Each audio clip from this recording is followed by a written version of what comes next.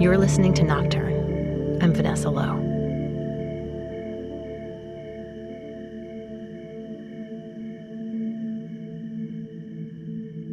We were living in Richmond, in Virginia, and I was pregnant with number 5. My husband at the time is a mural artist, and he was doing a mural on a little island in Maryland. And he was up there for weeks and weeks and weeks, and I was home with the kids. And school got out, and it was Father's Day weekend, and I took the 4 kids and my pregnant self up to visit with him. And this was about 3 weeks before this baby was due. The plan was he was going to finish this mural up and then come home in time for the birth. We were staying in a Comfort Inn on this little island, and the night before I was to go home, I went into labor up there. And immediately I thought, oh God, we got to go home. I'm having this baby, I got to get home. And it's 11 o'clock at night, and the kids are sleeping. We're all in the same hotel room. And my husband at the time, he was painting his mural. He would paint in the middle of the night. I had to get a hold of him. He came back, and I was like, we got to go home. And I called my midwife back here in Richmond, and I said, I'm really sure I'm in labor. I just want to come home. And she's like, you cannot get in your car and drive on the highway. This is not a good idea.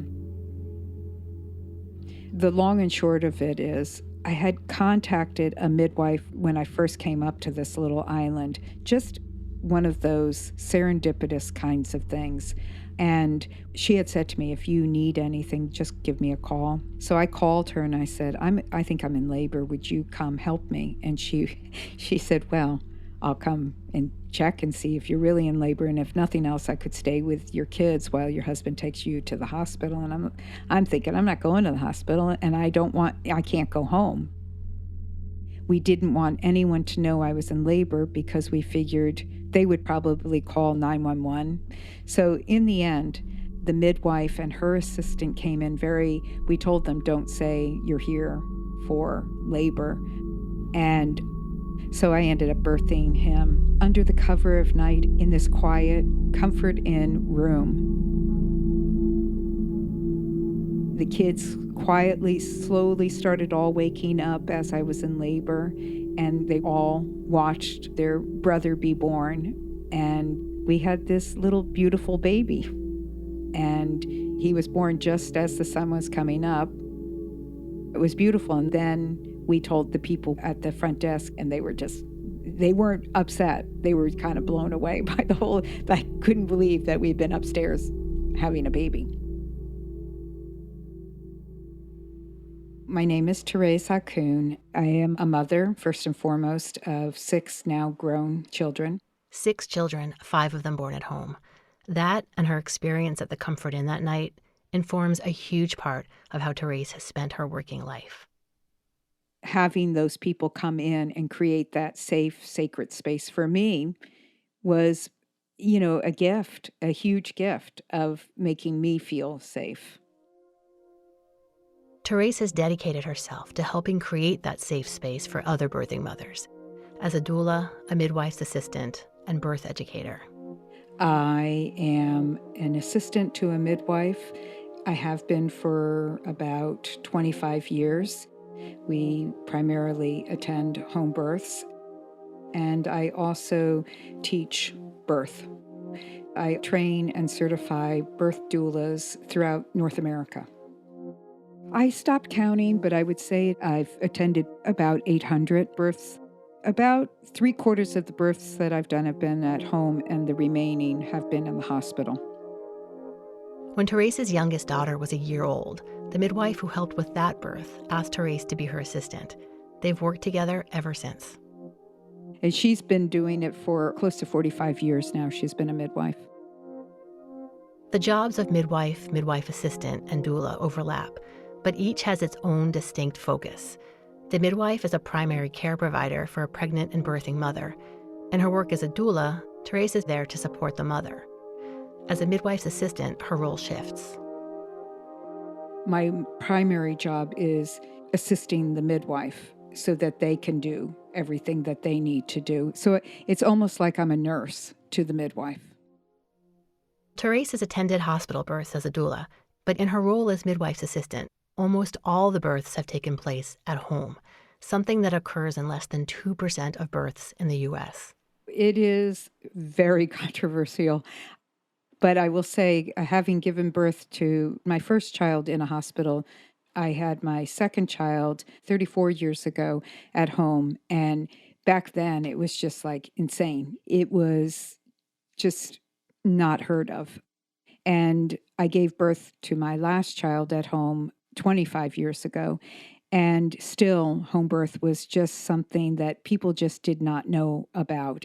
I would say over the last 10 years, home birth has become much more of I wouldn't say there's no normal to it, but it is more well known in the mainstream. But we have a culture that says childbirth only takes place in a hospital. And to do anything outside of it is just dangerous. I think that is the number one reason people can't wrap their head around home birth. But it really is based on fear. Therese argues that many of the difficulties and dangers of birth are actually a result of the long-standing trend towards its medicalization. For example, the drug Pitocin, which is sometimes given to help a birth that's stalled, can cause fetal distress and necessitate an emergency C-section. Ultimately, she says women who choose to birth their babies at home have to weigh the relative risks and benefits of home versus the hospital. There are so many different reasons. But I think for a person like myself, I think for many people like me, it's a sense of autonomy that if I am comfortable with my body, if I believe that my body can do this, that I understand the physiological mechanism of how labor works, I choose a good care provider to support me during that whole experience. Why would you go anywhere but home? It feels comfortable. I mean, hospitals are wonderful places if you are sick or if you have a broken bone or something that is not physiologically normal. But birth is normal. We are mammals and it's a mammalian experience. Home birth is not for everyone, not only physically, but psychologically. Not for everybody. You have to feel comfortable and you have to be healthy. And your baby has to be healthy. I'm not a person who goes out there and says, I think you should have a home birth or, oh, home birth is the only way to go, because I don't believe that. I don't think it's black and white. But I think if somebody is educated and understands the responsibility that they're taking upon themselves, then they can be comfortable birthing at home. Over the many years that Therese has been facilitating births, she's noticed an interesting pattern. I think it is very common for people to start their labors in the middle of the night. They may end up birthing during the day, but labors seem to very frequently be triggered during the night, whether the birth happens then or not. We relax at night. Our systems start to go into, oh, it's rest time, it's sleep time. And our biorhythms are different during those hours in the darkness. And so what is so important for the body to be able to go into labor is that the parasympathetic system, the relaxation response, be as fully triggered as possible, not the fight or flight. And so if that is indeed how you feel in the darkness, in the night, your body is going to feel like, oh, okay, all its hormonal systems can kick in now and we can have the baby. Like, under the cover of dark, it is safe to have this baby. And, you think about most other mammals will give birth, if not in the night, they will give birth in dark, secluded areas to feel safe.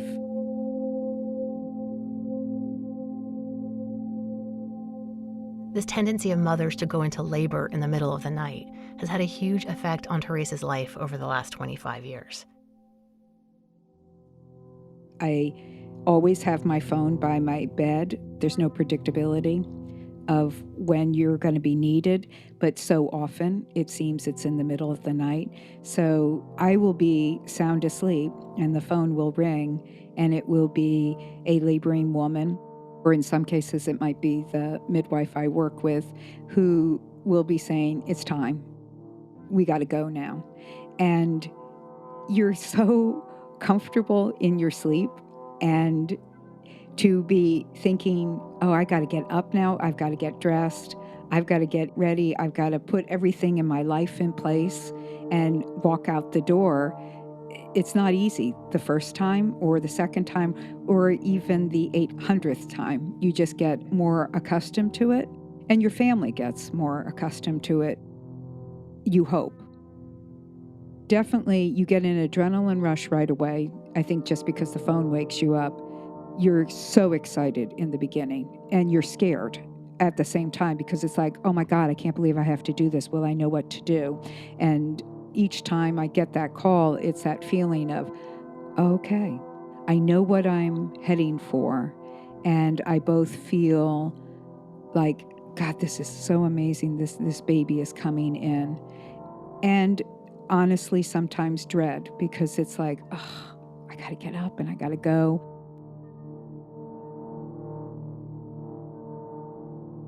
But first thing for me would be turn on the coffee pot, because I had to have coffee no matter what time of day or night, but especially in the middle of the night.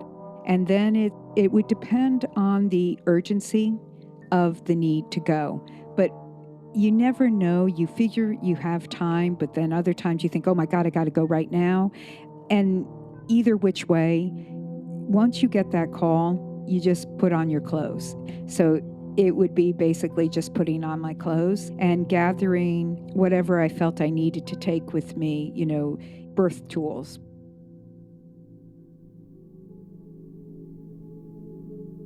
It's really a nice experience in a bizarre sort of way of getting that phone call and everybody is asleep. It's not planned. You're going out the door. You're quietly creeping down the stairs. You're closing the door. I would start up the car in the driveway, but I wouldn't turn my lights on until I got out on the street because I didn't want to shine lights into anybody's room. Trying to be as quiet as possible, not to wake anybody else up. And yet it'd be so beautiful outside too. There is something really nice about going out in the middle of the night. When I pull up in front of somebody's house, I look around and what goes through my head is nobody knows. Of course, the street will be quiet. There might be some porch lights on, there might be a light or two on in people's houses, but there's no activity. And I think these people have no idea that what is transpiring is there's going to be a new life coming in, that a baby is being born. You feel like you're part of this really secret, sacred moment, which is what I feel I am a part of. Well, the midwife will have met with an expecting mother many times before she gives birth. The midwife's assistant often enters into this incredibly intense and private time as a complete stranger. I may be meeting them for the very first time. Often it is the first time I'm walking into somebody's house, which is a very unique experience.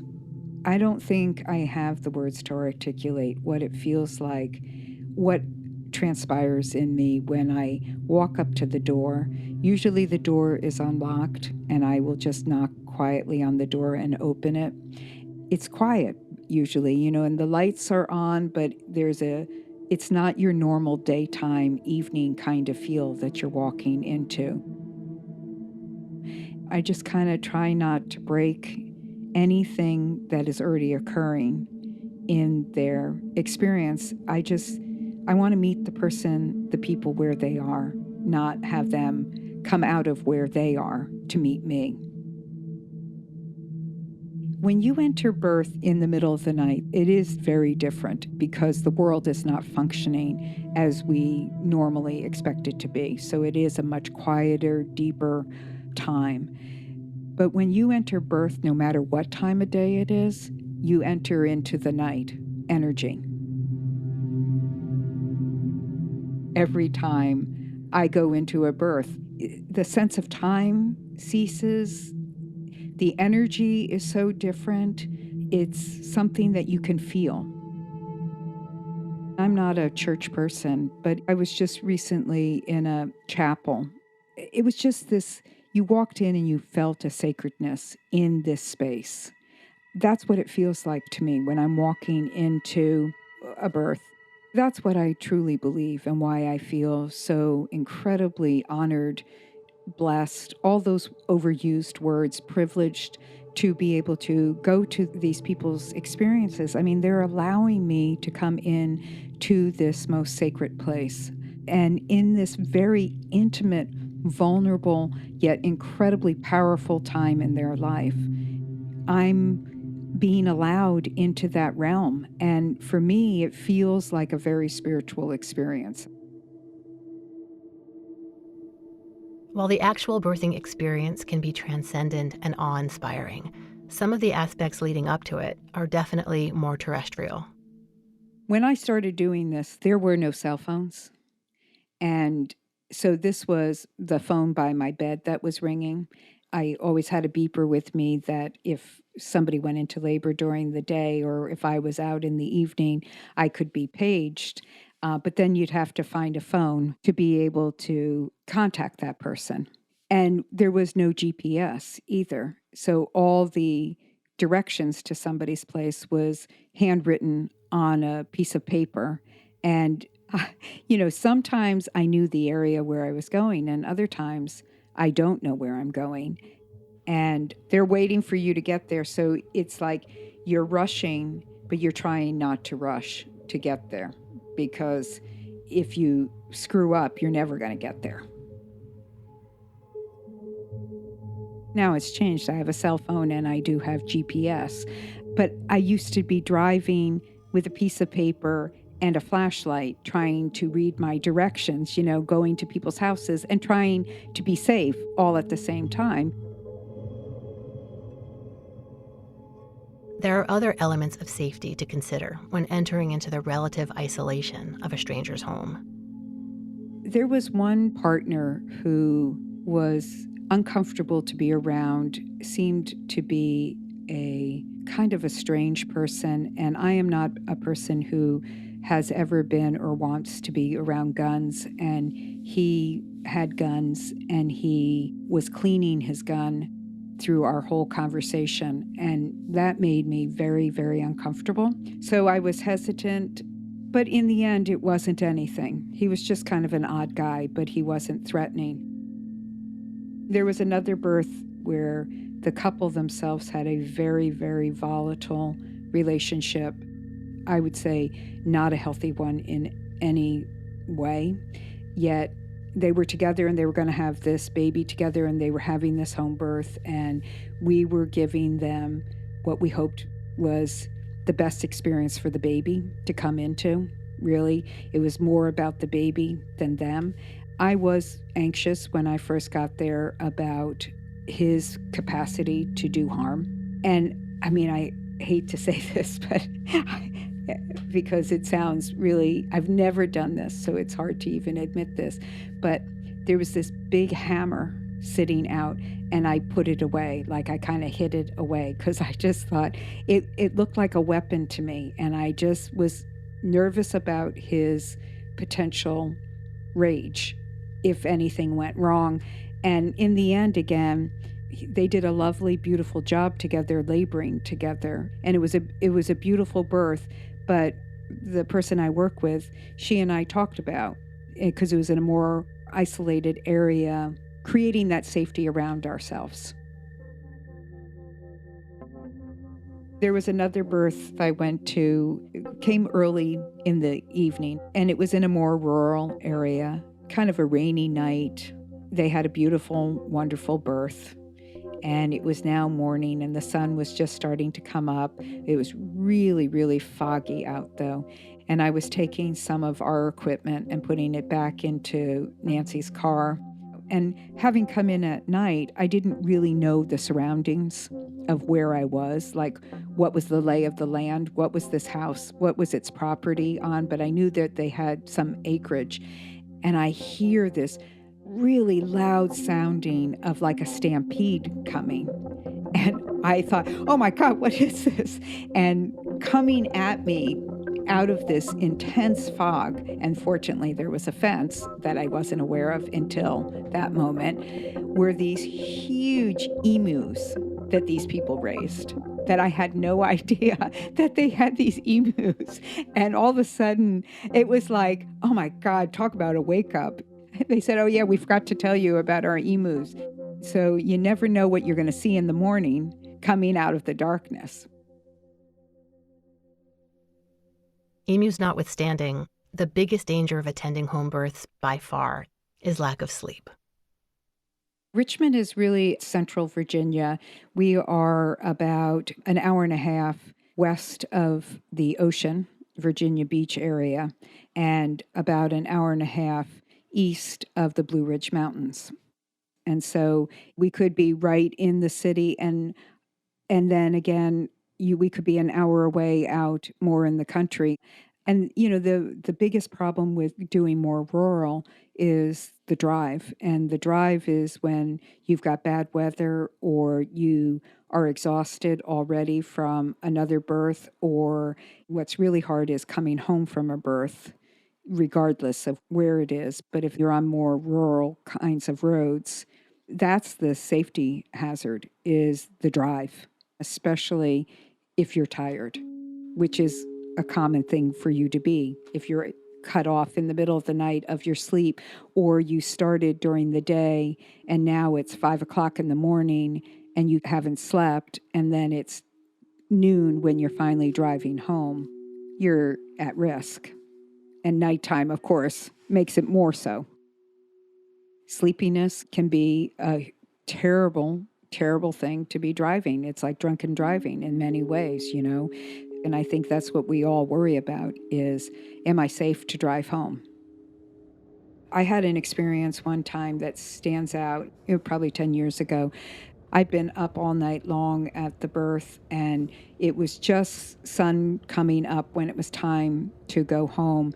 And it was a long drive, probably a 45-minute drive, and I felt fine when I was leaving the house. The midwife that I was with, she said, I'm going to sleep in my car for about 10 minutes just to give myself that. I just need that to get home. And I said, no, I'm fine. I'm going to leave. And I drove home. I was probably a half mile from my house, and I felt like I didn't know if I could make it. I felt like I was almost having seizure kind of like feelings of how am I going to stay awake? How am I going to stay awake? And I should have just stopped there, but that's the danger. You don't. You think you can do it. And fortunately, obviously, I made it home okay. But as soon as I got home, I thought, that was really dumb. Therese has found ways to give her body little bits of rest, enough to keep her going, even when there's been no sleep for a long time. I mean, you get really, really tired. And that's the biggest struggle, is your body wants to sleep, and you close your eyes for short periods of time, but you can't go into that sleep that your body is craving. I can fall asleep standing up. I mean, I have learned how to prop myself up against a wall and close my eyes without falling down and really get that quick 5-minute sleep in and be able to, feel like, okay, I just slept, and be okay. These tiny little naps have been crucial, given the fact that there wasn't a lot of catching up on sleep later, after the birth was over. Yeah, no, there was no sleep the rest of the day ever. Never have had that experience. I know that for a lot of people who do birth work, doulas specifically, once their birth is over, they go home and they don't have children, or their children are in school, or they get somebody to take care of everyone and they go to sleep. And that's great, if that works for them and that's what they need to do. But I never had that luxury. I have learned in my life to go with very little sleep. And I don't recommend it, and it's not something all people can do. But fortunately, I seem to have a constitution that allowed me to be without sleep. No, I always had to take care of kids, or I've had other jobs, and so I might go from a birth right into a job also. I might take a quick 15-minute cat nap, and that will get me through. But no, I've just learned how you just keep going. I might have been a cranky mom, though. The crankiness, the sleep deprivation, the difficult drives over the last 25 years. All of this has been dwarfed by the awesome experience of helping babies come into the world. There is just something so beyond ability to describe what it is like. And I think really in that quiet stillness of the dark of the night, especially at home, watching a baby enter into the world is just something that until you do it, you can't really describe to people. And having had those experiences myself as a birthing woman, I know that feeling of, I know what it felt like for me to have that experience. And I really carry that with me to other people's experiences because I was given that quiet. And there's just something lovely about coming into people's homes in the middle of the night.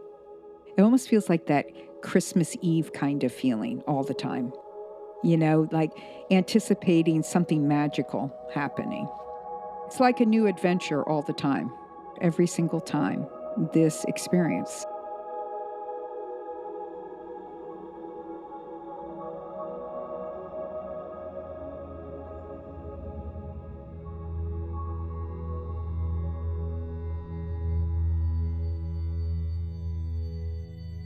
You've been listening to Nocturne. I'm Vanessa Lowe. Nocturne is produced by me and was created by myself and Kent Sparling, who also composed the theme music and all the other music in this episode. Nocturne is produced with support from KCRW's Independent Producer Project, which provides resources to creative storytellers around the world. Find out more about Nocturne and let us know what you think at nocturnepodcast.org, or connect with us on Twitter or Facebook. We're at Nocturne Podcast. Nocturne is part of The Herd, a collective of audio producers creating smart and beautiful work. Find out more at theherdradio.com. Thanks for listening.